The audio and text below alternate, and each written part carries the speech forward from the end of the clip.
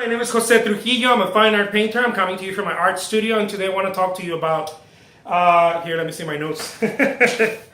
How to deal with artist block. You know, many artists that I talk to tend to have this idea that they're like, writers have this idea too. I have an artist block, you know. I'm not working because I have an artist block, or I'm not writing because I have a writer's block, or you know, musicians, I think musicians do the same thing. Everybody does the same thing. It's just another word for I don't feel like doing it, and I'm not being responsible enough to force myself, even though I don't feel like it, to do it. And I know it sounds a little harsh just because art's not supposed to be that way. Well, it depends what art is for you. If art for you is just something that you do on the weekends, or you do, you know, here and there, then that's fine. You are, it's okay for you to have artist block.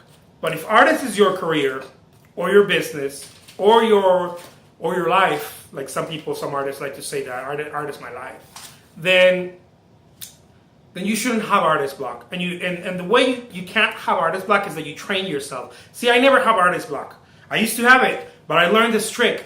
No matter what, I'm going to paint, whether I feel like it or not. It's like work. You don't say, well, I don't feel like going to work. Well, you gotta go to work. You know, you gotta maintain a life. You gotta feed your family, or this or that or whatever.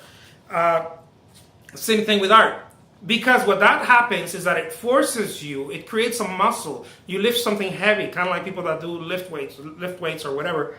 You do something that is uncomfortable. You know, I'm going to walk in my studio and I'm going to paint whether I want to or not. And once I'm doing it, and then, you know, if your character level on this is very low, you're probably going to suffer. It's going to suffer. You're going to suffer a lot. You're going to probably, I don't know, throw paintings, punch a wall or something. But the more you do it, as your character becomes stronger in this, because it comes down to that. It comes down to character, to working that muscle. As you do it more often, and every time that you're like, oh, I don't feel like doing it, you go and do it. You're building that muscle, and you're just rising higher. You know, and then you start painting on demand. And you're not a robot, but you're a very professional person that knows that can be that can paint on demand. You know, that the show must go on. That's really what it comes down to. And that's it. You know, if you have artist block, you haven't trained that muscle. Train that muscle. My name is Jose Trujillo. I'm a fine art painter. Thank you so much for watching.